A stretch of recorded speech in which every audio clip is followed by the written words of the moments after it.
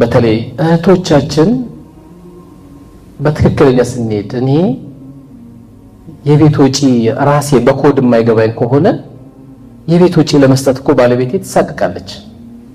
አላህ ገገማ ባል ካረገው እኮ አንተ ሰው በጣም ከባድ በኮድ የማይገባው ገገማ ባል አለ። በቃ ለሚጥሚጣም ክሊክ የሚፈልግ አለ፣ ለበርበሬም ክሊክ የሚፈልግ አለ። የ1500 ብር ጫት በጠረባ ሲተል አይሰማው። እሷ ጋር ሲመጣ ግን በቃ ካልኩሌተር ነው የሚይዘው። አንቺ ኑሮውን አታውቂም እንዴ ምናምን ይላል። በቃ መደመር ብቻ ነው። እሷ ጋር እዛ እኮ አይደምርም ጓደኞቹ ጋር። እስቲ አላህ ያሳየው ወንድሜ። እቺ እህቴ ምንም ነገር ሳጥልላት ሄዳ ኢህሳን የሚባል ድርጅት አዳማ ላይ ባይኖራት የት ነው ሄዳ የምትተነፍሰውና? ድሮም ትላንት አንተም ገገማ ነበር ወጪ ለመስጠት፣ አሁን ደግሞ ቀብሬ ልክባት። እንዴት ነው እህቶቻችን የሚጠይቁት? ማን ጋር ሄዶ የሚተነፍሱት? ማታ የቆጠርናት ብር ጠዋት ላትኖር ትችላለች። ማታ ቀብረር ብለን ሞተር ያጠፋነው መኪና ጠዋት ላይ ሊኖር ይችላል። ስጡ፣ ይሄን አርጉ ሲባል እኔ ወንድሞቼ ስብሰባ ጠሩኝ፣ ኢህሳን እንዲያመሰግነኝ አለ በዚህ የመጣሁት ግዴታዬ ነው መምጣት። የእናንተ ንብረት ነኝና መጥቼ እዚህ ማስተባበሬ ግዴታ ነው። ምን የመሰለ ኮሚሽን ደግሞ ከአላህ አገኛለሁ አልጠራጠርም። እናንተም ዛሬ እዚህ የተጠራችሁት ኮሚሽናችሁ ከአላህ ልትቀበሉ። አሁን እንደነገሩ ገንዘብ ሊያሰባስቡ ነው። ይሄ በኢስላም ትንሹ ነገር። አብዱራህማን ኢብኑ አውፍ 10 ጀነት የተመሰከረላቸው ሰሃቦች እኮ የሚገርም ታሪክ ነው ያለው። ምንድነው ያለው ለጓደኛው? በጣም ቆንጆ ሚስቶች አሉኝ፣ ሁለቱንም ላሳየህና የትኛዋን እንደምፈታል ንገረኝና ልፍታትና አግባታል።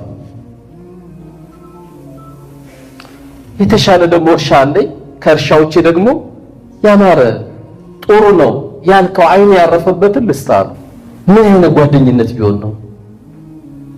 ልክ አላህ እንዳለው አልአኺላሁ የውመኢዝን ባዕዱሁም ሊባዕድን ዐዱው ኢለል ሙተቂን።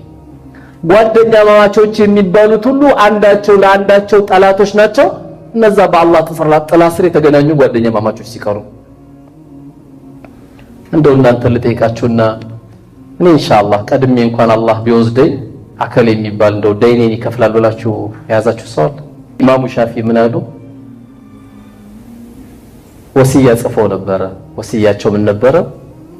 ስሞት አከለ የሚባል ይጠበኛሉ። ከዛ ሞቱ። አከሌን ጠሩትና ና ጀናዛቸውን እጠባሉት። ጀናዛቸውን እጠብ ሲሉት ኮዱ ገብቶታል። በኮድ ነው የተነገረው፣ እሱ በደንብ ገብቶታል። ጓዳ ገባና ሚስትየው ጋር የእሳቸውን ማስታወሻ ብቻ አሳየኝ አላት። ማስታወሻቸውን ሲያይ ደይን አለባቸው ወይም ብድር አለባቸው። ከዛ በኋላ ጠራቸውና ለጓደኞቹ ሳፋ ማስታጠቢያ ምናምን ጀናዛ የሚታጠብበት ተዘጋጅቶ ነበር። በልጠብ ሲሉት እኔ ዋናው ትጥበትን ጨርሻለሁ አለ። እኔ ዋናው ትጥበት ጨርሻለሁ፣ ትንሹን ትጥበት እናንተ ተውታል። አልገባችሁ መሰለኝ። ዋናው ትጥበት ሳታስቦ ተበድረ ሳታስቦ ሳትከፍል ሄድከው ነው። እኔ እሱን ከፍላለሁ፣ እናንተ ደግሞ ይሄን ጠውበዋል። እውነት እህቶች ወንድሞች፣ አላህ Subhanahu Wa Ta'ala የዚህ አይነት ጓደኛ ከሰጣችሁ ወላሂ ታድላችሁ። ግን ወቀሊሉ ማሁ በጣም ትንሾች ናቸው። ለዚህ ነገር ውስጥ የታደሉ ትንሾች ናቸው። ስለዚህ እስላም ወላሂ ከምንለው በላይ ነው። እናንተ ለአዳም አይደለም የምትተፉት፣ ለዓለም የምትተፉ ናችሁ። ነጋዴ ያለ አዳማ ላይ ራብተኛ ካለ ሱቅህ ጨልሞብሃል፣ ብርሃን የለውም። አንተ ብዙ መብራት ያበራ ይመስልሃል። ለምን?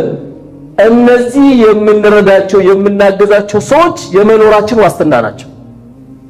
መኪናችን ሲጋጭ ሶስተኛው ወገን ገብተን የለም ቢሰብርብን ምን ቢልብን የሚከፍል አንድ አደጋ ቢደርስብን፣ እኛ ደግሞ ቅድም ያየናቸው አባቶች፣ እናቶች፣ እህቶቼ ተሰልፎ ያየናቸው የመኖር ዋስትናችን ናቸው። ከማ ቃለ ረሱል አለይሂ ሰላቱ ወሰላም አንቱም ትንሰሩነ ቢዱዓፋ ወልመሳኪን አሉ።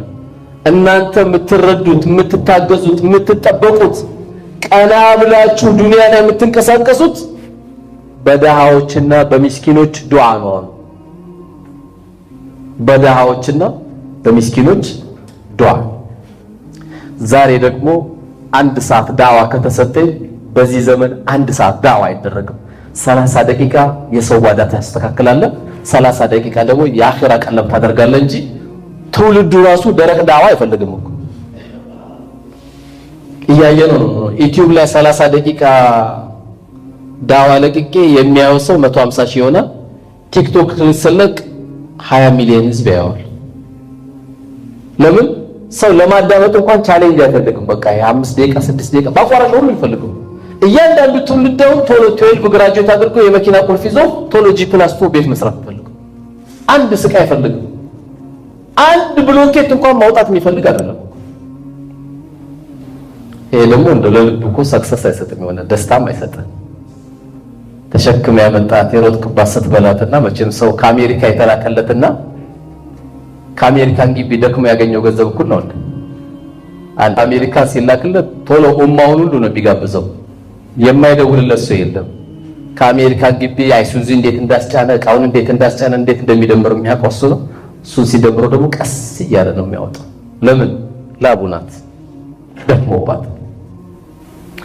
ስለዚህ ዛሬ 1500 ቤተሰቦች ማብላት፣ የዚህ ገንዘብ ማዋጣት ዋስትና አላህ ቤተሰቦችን በኩላሊት ታሞ ታይላንድ ላይ 5 ሚሊዮን ብር አይቀበልም።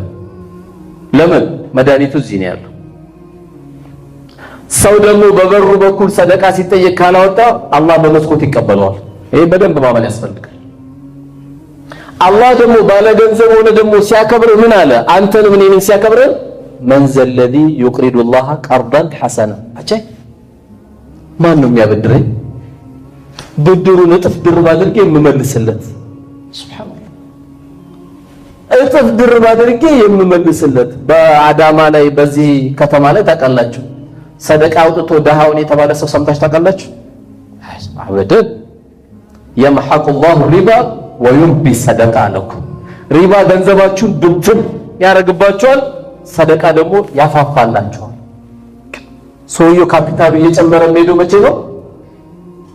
ደሃም ማየት የጀመረ ጊዜ ነው እንጂ ጠዋት ስንነሳ ሞተር መኪና ማስነሳት፣ ማታ ስንገባ ሞተር ማጥፋት ከሆነ ወላሂ መኖር አልጀመርንም። ቀኝና ግራ ማታይ ከሆነ የተፈጠርክበት ዓላማ ራሱ ረስታ። ምክንያቱም ከበራችን ስንወጣ እስከ ስራ ድረስ ስራችን እስከምንገባበት ድረስ ቁርስ በልቶ ምሳ የሚያስብ ትውልድ ብዙ ነው። አሁን ሰው ቁርስ በልቶ ምሳ ያስብ እንደው ስታዩት? አዎ ያስባል። ለምን ያስባል? እኛ ስላልሰራ። አሁንም እኮ ለረመዳን ነው አስቤዛ ሊሰጥ የፈለጉት። በጣም ያሳዝናል። ለአንድ ቀን ለመስጠት ነው የሁሉ ቂያማ። በጣም ያሳዝናል። ጉሮሮ እኮ ሁሉ ያለ ልክ የሚያሳዝኑኝ የሃይማኖት አባቶች አሉ። በቴሌቪዥን ስናያቸው ወይ ለኢድ ነው የምናያቸው ወይ ለገና ነው የምናያቸው። ለኢድና ለገና ነው እንደ ጉሮሮ ያለው። አሁን ዛሬ ኃይለኛ ብፌ በልተህ ማታ ደግሞ ይረባል። ሩህ እኮ እቺ ናት በጣም የሚያጅበው። ዛሬ የበላው ብፌ ነገ ባትበላ ደስ ይልህ ነበር፣ ግን ትበላለህ። አላህ የፈጠራት ነው። ለኢድም የሃይማኖት አባት ይመጣና ካረዳችሁት ነገር አካፍሉ ይላል። ለገናም ይመጣና ካረዳችሁት ነገር አካፍሉት። ባይካፈልስ የዛን ጊዜ ስጋ ባይበላስ? አሳሳቢ 2 ቀን 3 ቀን አይደለም፣ ሁሌ ጉሮሮ አለ፣ ሁሌ አስቤዛ አለ። ይሄ ሁሉ ስራ እያለ 70 ወጣት 30 ወጣት የሚባል የለም። ጀነት በጋራ ነው የምንገባው። ጀነት በጋራ ለመግባት ይሄ ስራ አስኪያጅ ነው። ይሄ ለሁላችንም ስራ አስኪያጅ ነው። ለዚህ ቤት የዚህ ቤት የጀርባ አጥንት ሁላችንም ነው ሞኛል። ኢህሳን የት ሄደ ብላችሁ መጠየቅ አለባችሁ። አላህ ገንዘብ ሰጠው ምን አረኩ ማለቱ አይቀር። በፍቅር የምትሰጠው እዛ ቁጭ ብላ በበላሽ ቁጥር የምታደርግልህ ዱዓ ይገኛል። ወላሂ ከዚህ የበለጠ ትልቅ ስጦታ የለም። እንኳን እኛ ዛሬ አኺራ ብለን የምንሰጥ ይቀርና ፈረንጆች ለምንድን ነው የምንሰጡ ሲባሉ ሲንግስ ቢሊቪንግ ይላሉ። እንደው ማየት ደስ ይላል፣ በቃ ማመን ደስ ይላል ይላሉ። ማሪያ ትሬዛ ለደሃዎች ገንዘብ ስትጠይቅ አንድ ጎረምሳ መጣና አንቺ ለማኝ ብሎ ቱ አለባት። ሲልባት በዚህ ምራቁን ጠረገችና ይሄ ለኔ ነው አለች። ለነሱ ግን ግራዬንም ሰጣለሁ አለች። ግን ወደ ጀነት የሚሄድ ጉዳይ አይደለም እኮ ሰው መራብ የለባትም ብላ ማርያ ትሬዝ። እኛ የዚህ ሀገር ሰዎች እኮ አይደለንም። አማረብን፣ ጂ+10 ሰራ፣ ዱንያ ላይ ያለው መኪና ተጠቀምክ። ቁል መታዕ ዱንያ ቀሊል አለ። እቺ ምድር ትንሽ ናት አለ። ትንሽ እኔ እናንተ በጣም መረቁን ጠጣ ነው ከተባለ 90 ላይ እናቆማለን። በጣም ጠጣ ነው ከተባለ 100 ላይ እናቆማለን። ትላንት የነበሩ ትውልድ 950 ዓመት ሄደዋል። አሮጊት እናት የምታለቅስበት ወቅት ነበር። ምን ብላ ነበር እናት የምታለቅሰው? አንድ ለጋ ወጣት ልጅ ሞተብኝ ብላ በኑር ዘመን የምታለቅስ እናት ነበረች። ምን ሆነች ነው ሲሏት፣ ለጋ ወጣት ሞተብኝ። ስንት ነው ዓመቱ? 360። የዛን ጊዜ ወጣት ለጋ ወጣት የሚባለው 360። አረ በቃ ሰብር ያርጊ። ወደፊት የሚመጡ እኮ የሙሐመድ ኡማ የሚባሉ አሉ። እድሜያቸው 60 እና 70 ነው ስትባል ተረጋጋች በእኔና ባንተ። ከዛ ምን ብላ ጠየቀች? ሰው ናቸው እንዴ? አረ ምን ሰው ናቸው አለ። ታሪኩን በደንብ ያነበበ ሰው ስለነበረ በሷ ምን ሰው ናቸው ብቻ እንደው ፉክክራቸው በሚገርም በፎቅ ነው የሚወዳደሩት ብሎ ነገራት።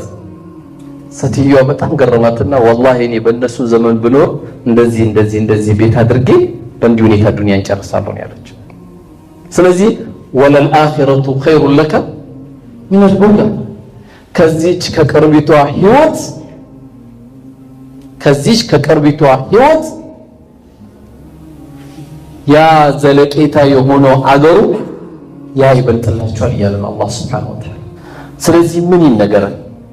በተለይ እንደ ዛሬ ወቅት የሚነገር የለም። ልክ አንድ ልጅ ደወለና ለሼህ መሐመድ አሚዲን ኡስታዝ አላቸው። አቤት ዘካ ለእንደዚህ አይነት ሰዎች ይበቃላቸዋል ሲላቸው፣ እንዴ ዘንድሮ ዘካ የማይበቃለት ሰው አለ እንዴ ያሉት።